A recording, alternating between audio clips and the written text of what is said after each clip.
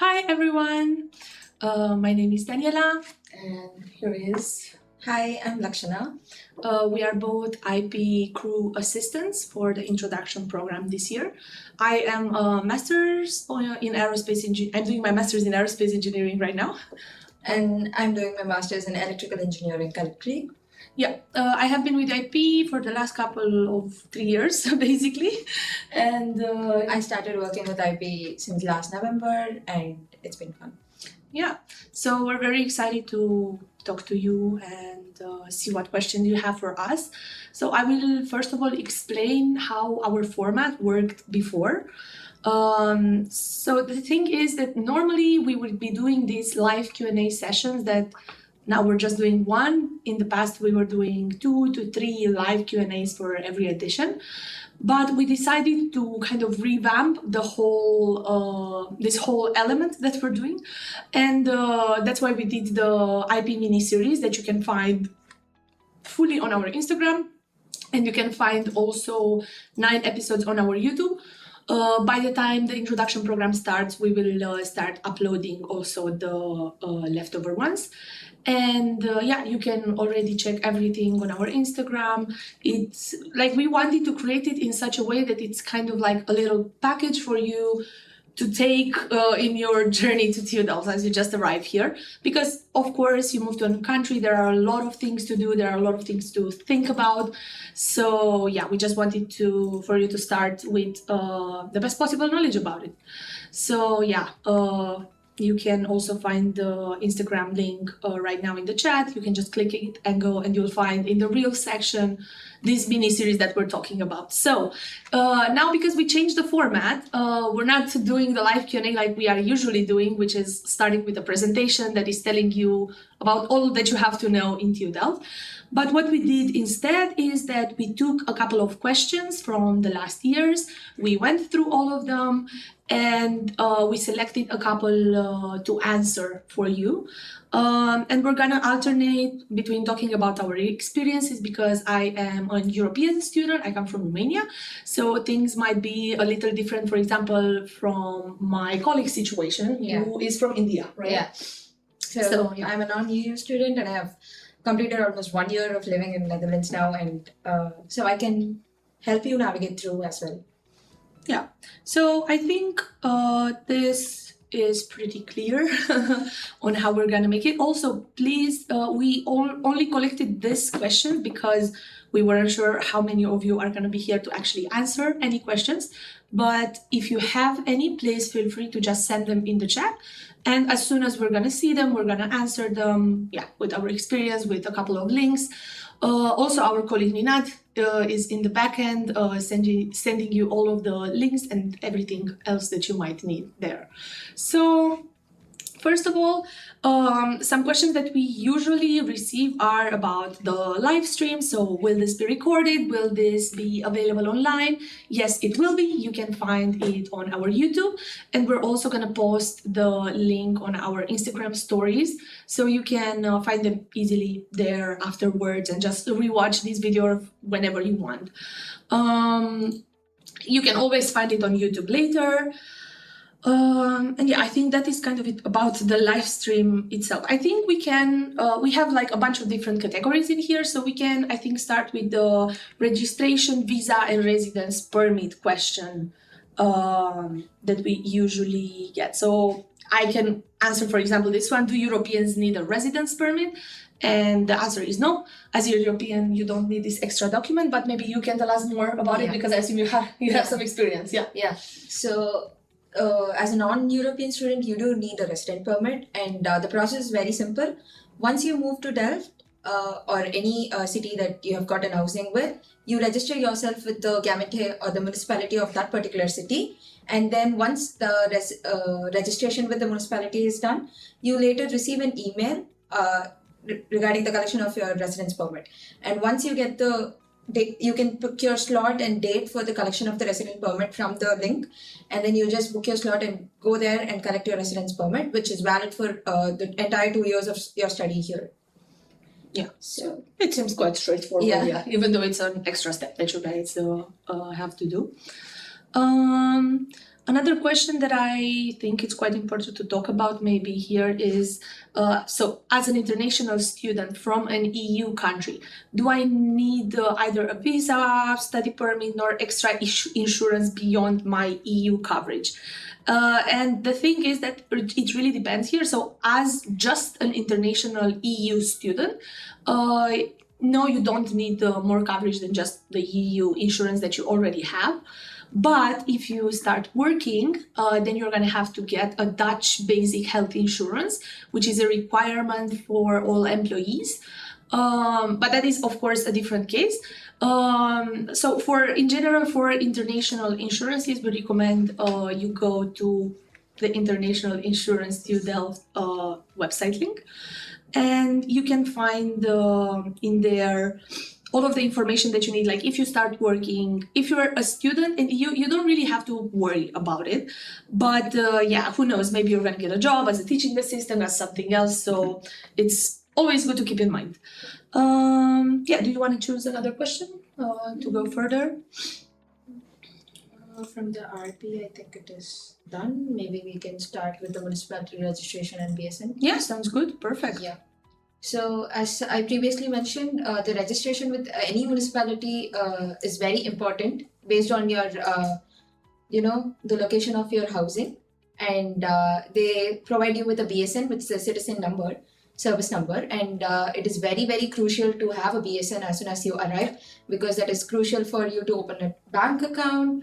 And in case of an emergency and you want to get a service from the government, like say there is a fire emergency or anything at all, they track you down based on your BSN and your location and addresses. So it is very, very crucial to get yourself registered at the municipality and get the BSN as soon as you get here. Yeah, and it's also like a legal requirement that you have to do. If you live more than 4 months in the Netherlands, you're legally required to register at the municipality. So yeah, make sure you do that, because it's highly, highly important. So another thing that I see here, do we receive the DGD only after municipality registration in order to get the BSN? Yes, you get basically the BSN at the same time as the municipality registration, and then you're gonna get this envelope. And in the envelope, you're gonna receive all of the details needed to connect to your DigiID, which is gonna basically be your whole identity online, the only way that you can connect to government services online. So yeah, very important. Yeah, guys. Make sure you do it.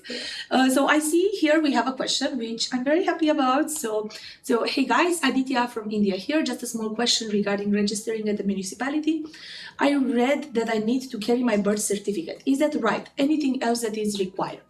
So Carrying your birth certificate is not mandatory, but you can still have a copy of it with you.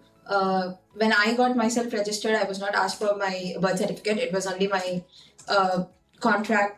housing contract and enrollment forms. So it is good to carry, but it is not mandatory, and it is not necessary to be apostilled if you are looking for that. Yeah.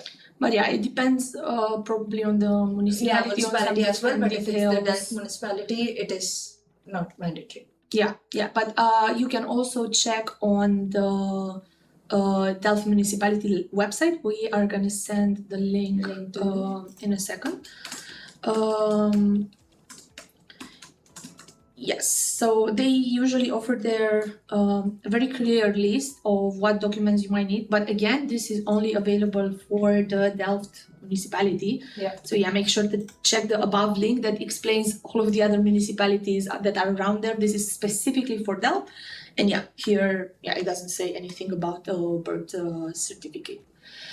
Usually if you just search for the municipality name on Google, you'll find everything you might need. So I hope that helped. All right, I think we can move to some banking questions maybe. There are also quite a few that we usually get. So this is a question that we receive a lot usually. So do you know if a Dutch origin bank account held in another EU country is equivalent to a Dutch account? So the thing is that there is this type of bank account called a SIPA account, which is the type of account that most Dutch banks use, and is kind of everywhere accepted, and you can use it and it should work. Now you can verify if your card is a SIPA one. Some of them are, like me, for example, from Romania, some of them worked as SIPA cards, some of them did not. So I think it's best to just check online before, just to make sure. But yeah, your best bet is once you arrive here, you can just get a Dutch bank account and be sure that it's going to work everywhere, that it's SIPA, that it's approved. So yeah, do you want to choose another question? Okay, there is this question which says, can we open a Dutch bank account before receiving the residence permit card? I think some banks such as ING does allow that to be done. Like you can go on their website and check. We do not have the clear details for it. So it lets you open an account, but it is also, as a non-EU student, if you carry a MasterCard that can be tapped around, that is better to have in hand. But like once you get the BSN, it is easier to open a Dutch bank account as soon as you arrive here. Within a week or so, you can get it set up. Yeah. And I think that's kind of it with banking. I'm looking at the others and they're not that, interesting maybe. So I think we can go to the housing category because I know this is a hot topic for a lot of people. So usually people ask us if they haven't secured an apartment yet, what solutions is there to do. The TU Delft doesn't recommend you come here if you do not already have an apartment secured. So that is something to take into account. There is a housing crisis going on, so it's quite hard right now to find an accommodation. We're all going through it, as one might say. And I suggest you keep looking, but if you do not have yet an accommodation, TU Delft recommends you do not come here. You can check the link that my colleague sent in the chat to find more information and maybe more inspiration in places where to look for a place to stay.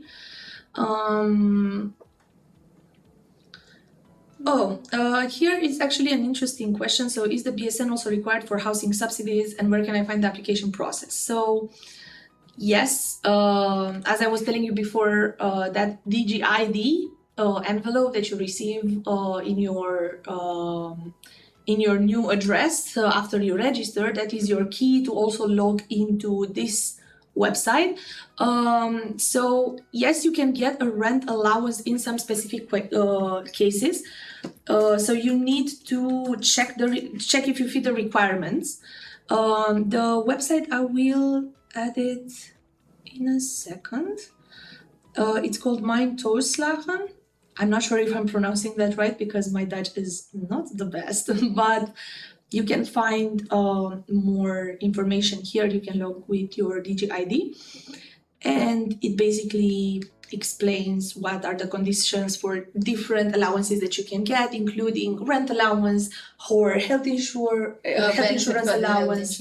Exactly. So like, you also have, like, if you are a pregnant person that is going to university, then you can also go there and see all of these things. You just need to apply for them, and actually not a lot of people know about this.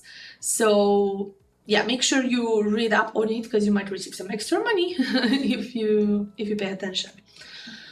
Bikes and transport. Let's talk about bikes and transport then, and I will start by telling you about our bike sale, which is happening on the first day of the IB. So make sure that you are prepared for that. There are going to be a lot of bikes available for you to check out, and take one home if you like it. So make sure to follow our Instagram. We're going to post more information there also about the bike sale, and download the IB Tactile app, which is going to contain actually all the information you will need for the intro program this year. So yes. What is the price range for bikes and IB bikes here? It's from 75 to 250 euros. So it's quite a wide range. You can choose more expensive, more cheap. Yeah, actually, you can rely on the bike sale very well because, like, I got my bike last year at the bike sale, and I'm very happy with it. Yeah, see here, happy customer, guys. So yeah, make sure that you're gonna be there next Sunday for the event. Yeah. All right. So yeah, this is also related to transport. Oh, okay. This is just like a funny cultural one, I guess. So, do people typically wear helmets while biking, and what's your recommendation? So, no, you would be shocked that in a country that bikes so much, no one wears a helmet. But yeah, it is not. From my understanding, it is not legally required to wear a helmet. So you can go without one with no issue. Some people wear them because they just want to be safe. Of course, good for them. But not everyone will. So that's just the. No, I don't think so. Okay. Yeah, I think it was deleted. Okay. I don't know. Yeah.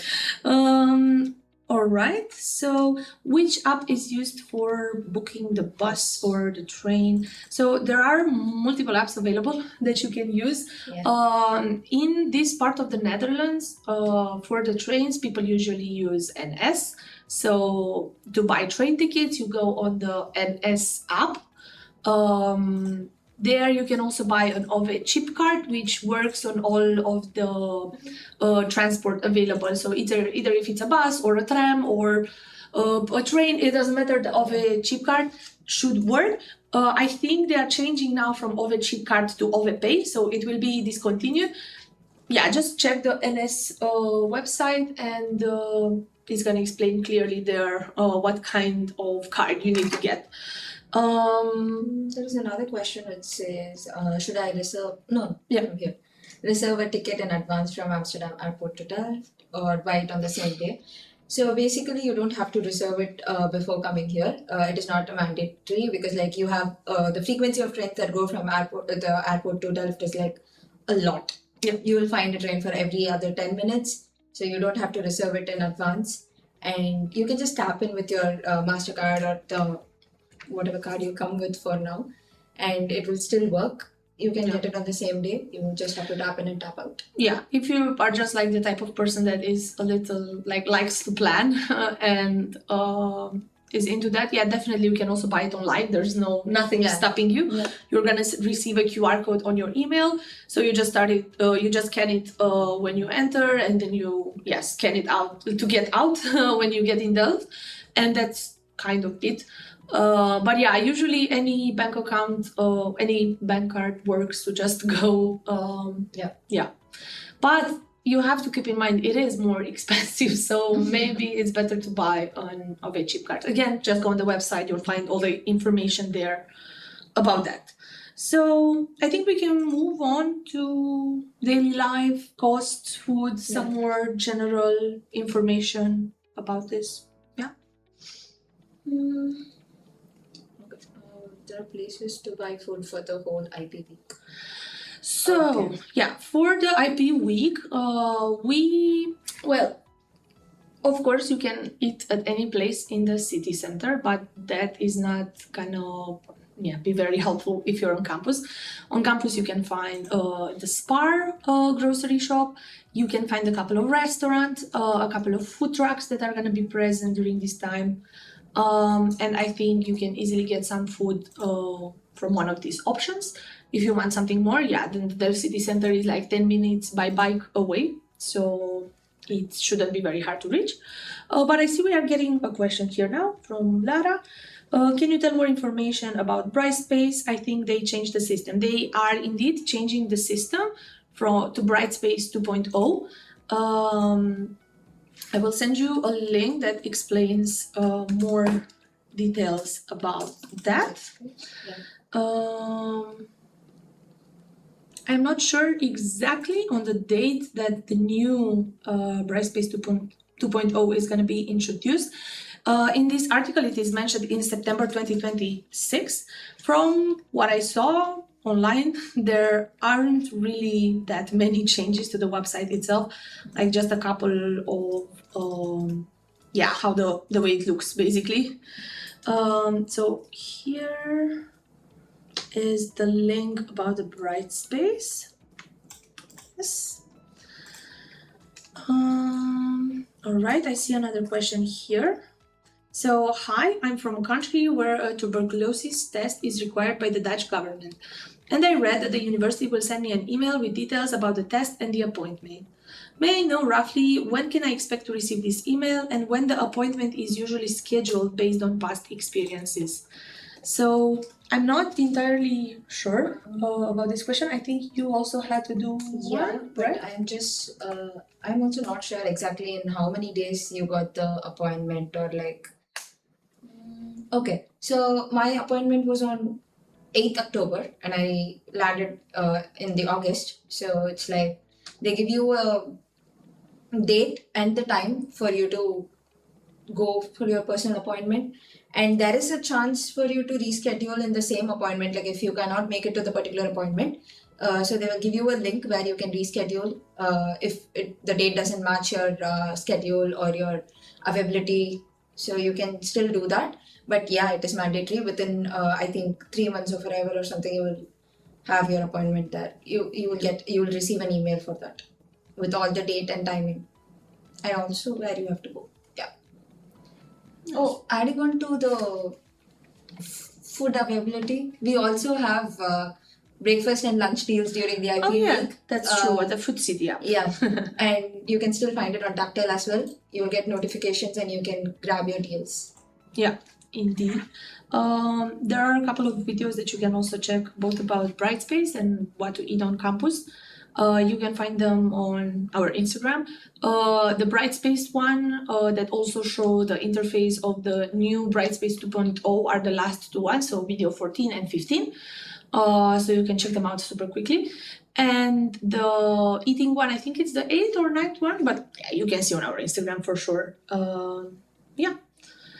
All right, so I'm going back to these daily life costs and food questions.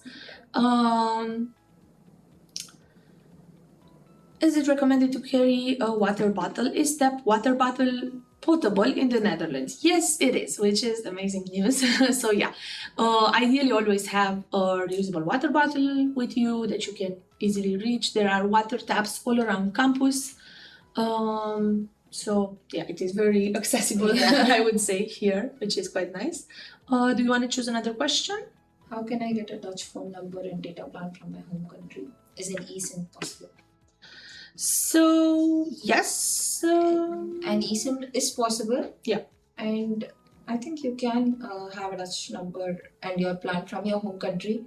Again, you just have to Google it up with the service providers and find what the actual procedure is for it.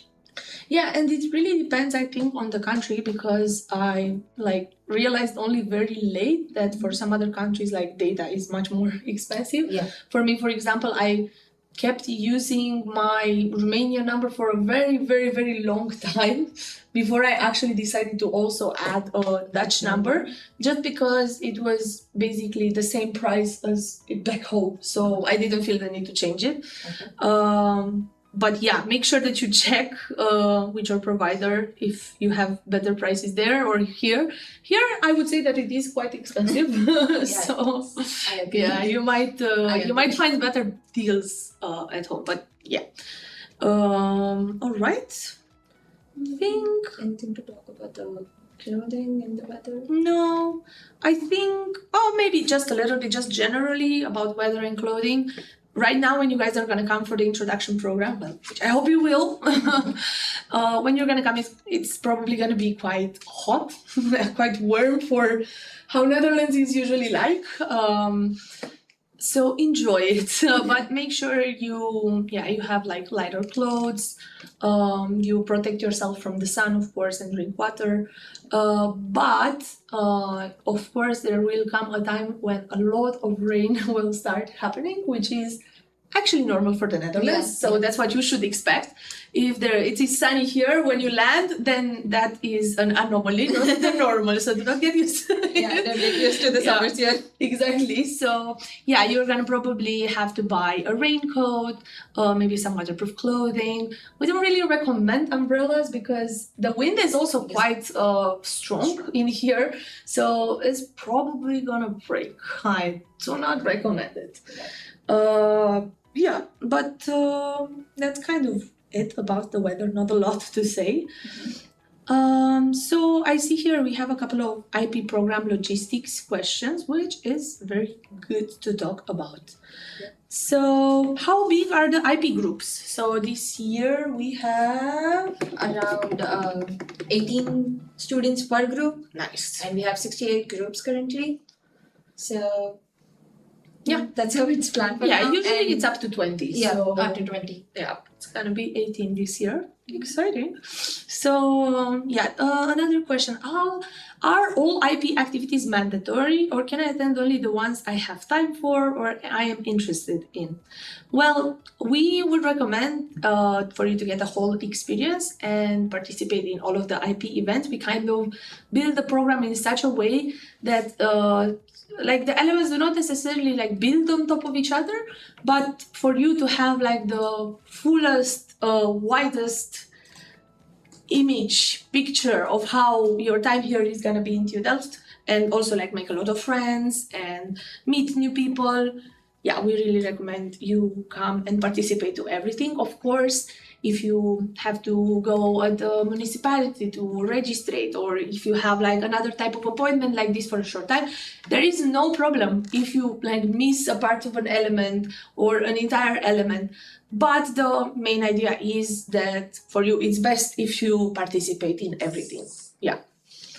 Do you wanna do it to bring laptops for idea? Yeah, that's a good one. Yeah. You can repeat it out loud. Yeah, so there's another question that we usually get asked, like if we have to bring their laptops for the Ideathon. It is not mandatory. I wouldn't recommend because it's going to be a long day, and it's more of you working as a team and getting to know your group, and networking with the company representatives and how you solve a problem. And I think with your mobile phone you will still be good to go. Yeah. So it is not needed to bring your laptops, and it also saves you the weight of carrying it around the entire day. Yeah, I don't really recommend it just Yeah. because of that. It adds up. Like if you have like a tiny little itty bitty laptop, then Yeah. good. If Yeah, not, otherwise- do not carry like a big heavy laptop, because your back is not gonna be very happy about it. Yes. So Irina in the chat asked us, I registered for the IP on campus today. When will I receive more info also about the group or the app? So I think my colleague responded in the chat on the 14th of August. You should receive all of the information. I hope that clears it up. Yeah. All right. Look, this is a good question. What is Basecamp and what is the recharge zone? So now I also have to explain what is OA, of course. So as master students, we have the international program. The bachelor students have the OA, which is their international program. But the main difference is that the bachelor program happens in Dutch. Ours happens in English because it's for international students specifically. Of course, Dutch speakers are more than welcome to participate as well. But yeah, that's the main difference between the two events. They are going to happen at the same time. So if you're going to see more people or more things happening on campus, it's probably that. And yeah, going back to the question of what is Basecamp and what is Recharge Zone. So we have the Recharge Zone, which is like this area in front of Echo, where a lot of our activities and events are going to happen.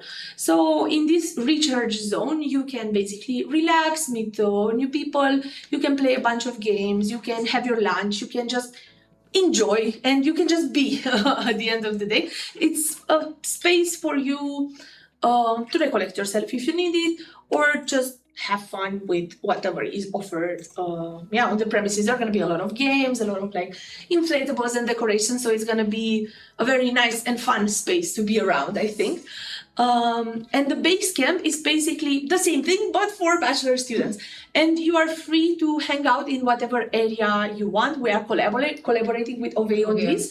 Also, the bachelor students are welcome to stay in our recharge zone. So yeah, these are gonna be the main two areas where you're gonna hang out if you wanna just take a break a little bit during the IP. Do you wanna, start another question? Yes. I think we can move to the next section maybe. Yes. Oh, no. Actually, I see here a question that might be important. So, will we need a backpack during IP? Will we be given something requiring one? So, no. Technically, you don't need a backpack for the IP. And actually, on the first day, we do not recommend you bring a backpack at all, because on the first day there is the opening party, which is not organized by us; it's organized by the OVE. And for that party, there will be bag checks. So security is gonna have to look through your bag and check if you have like something unsafe or whatever, alcohol from outside, things like this. So you're not allowed to do that. So yeah, just to make your life easier while you're in the queue, don't bring a bag on the first day. And we're also gonna give you a goodie bag, but we're not gonna give it to you on the first day. It is in the schedule, the time when we're gonna pick it up. It's on the second day. Yeah. So even if you don't have a backpack, you're gonna get one if you want to carry some stuff around during the IP. So yeah, we can go, I think, to the next category maybe. So student demographics and community. So around how many master students typically participate in the IP? So this year we have until now 1,200 participants, which is an amazing number. Yeah. I'm very happy to see you guys, and I really hope you're gonna come and enjoy the IP. Another question. What's the typical age range of master students at Delft? So it depends, of course. You're gonna have people of all ages. I feel like I've really met people who were 80 in my track, but also I've met people who were 50. So I feel like it is quite varied in that way. But I feel like an average would go around like between 22 to 25-ish. I would say it goes around that age. So Johnny asks us, hello, thank you for the IP mini series and all the helpful information. I would like to ask about course enrollment. Is there a designated time period when course enrollment should happen? So this really depends on your faculty specifically. I can tell you about my experience at the aerospace faculty. In my track, you don't really need to like enroll in a course, if that makes sense.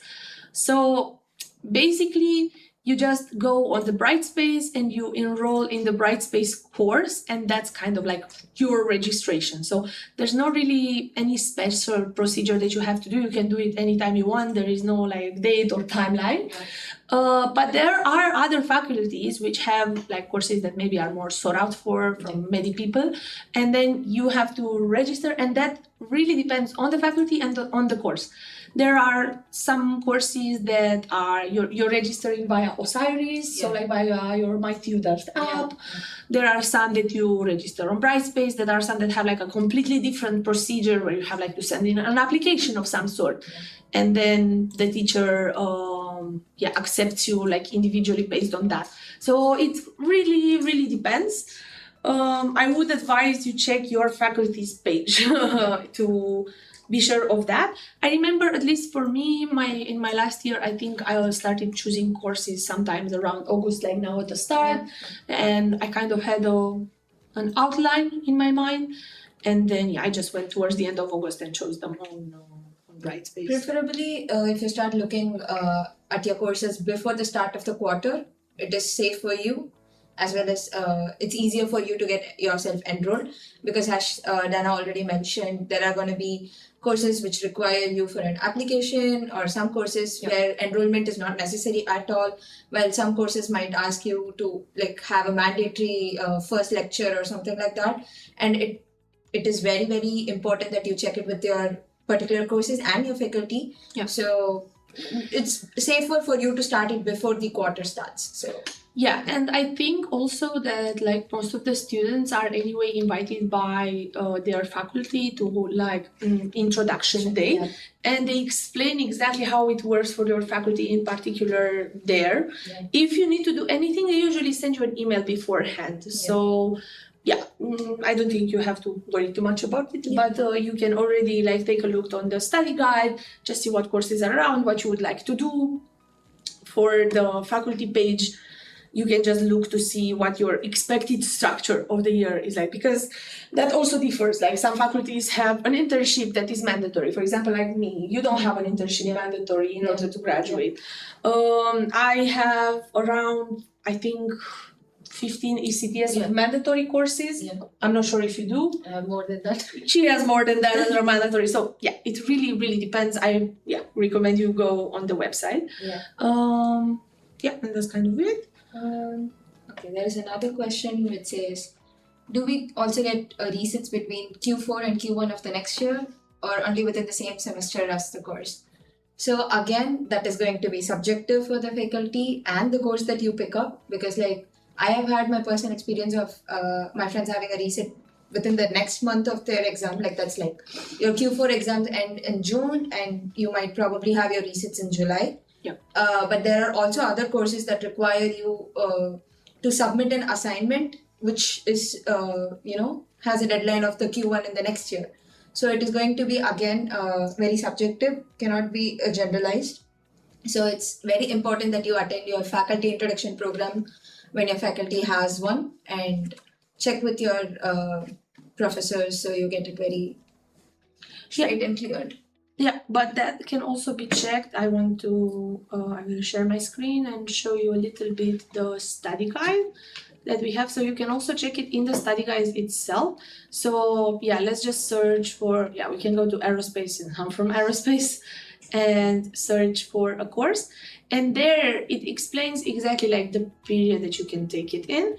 And it should also say when you should be allowed to like take a resit, if it's ends with an exam or not. Teaching method assessment, it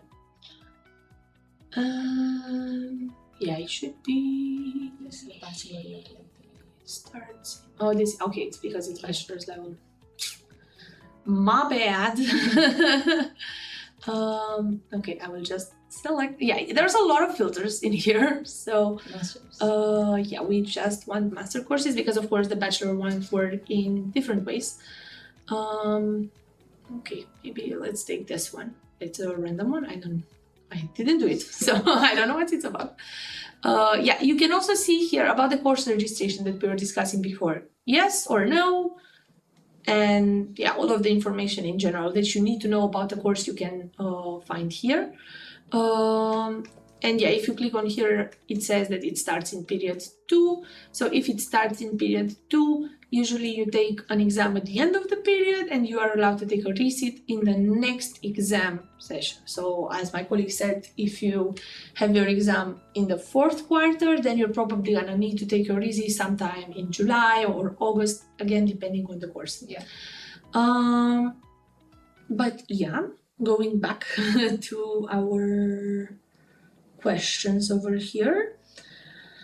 So another question here that I was also asking myself, I think it's nice to talk about. Is it possible to drop a course mid-quarter if it turns out to be too difficult? Absolutely.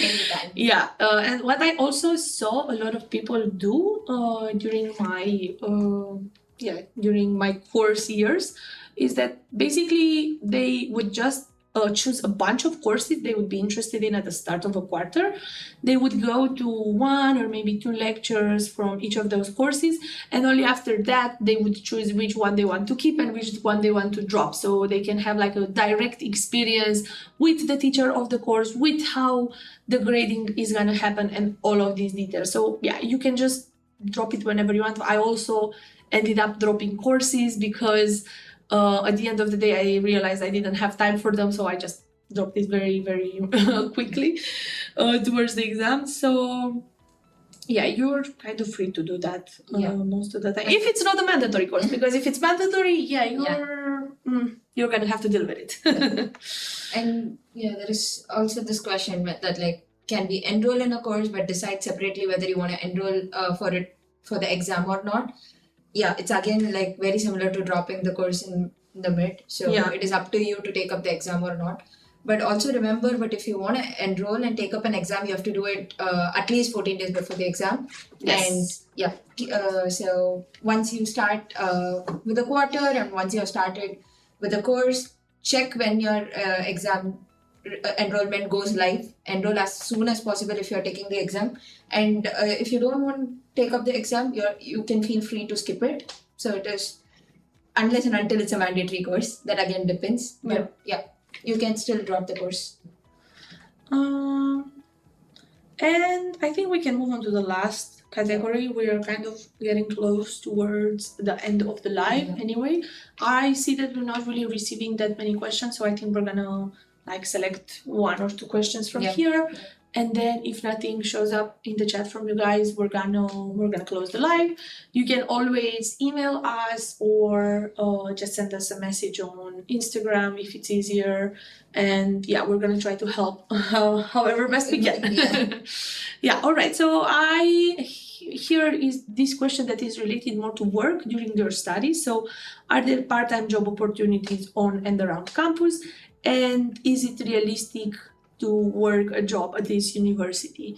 So I would say that there are quite some opportunities that you can get in campus. So you can of course get teaching assistant opportunities, so helping a teacher either by teaching some hours or being there for the students to answer their questions, correcting some exams, some assignments, something like that. So if you're into academic work of this type, there are, of course, positions available. It depends on each faculty in particular, how they advertise it. For us, we have a specific section on the Bright Space course of the faculty page. And in the threads there, you can find like all of these opportunities that are there. And this part with the realistic, like, is it realistic to have a job? It really depends on your studies, and it really depends how open you are to delaying your studies maybe a little bit. I think it is doable, but it is stressful and it is a little tight. Like you're gonna have to juggle a lot of things simultaneously in order to make it work. But I think, if you are willing to do it, then it can definitely be done. Do you want to choose another one? And then we can just... So is it possible to borrow a laptop from the university for the duration of your study program? So is it actually possible? No, I don't think so. No. Borrowing a laptop doesn't You have really work. a laptop project of TU Delft, and you can buy a laptop in the laptop project, or you're free to bring your own laptops from your home countries. But if you get a laptop from the laptop project, you also kind of get good service at the campus, and they can also help you with small fixes in your own laptops. But it's not possible to borrow a laptop during the study period. Not from my understanding either.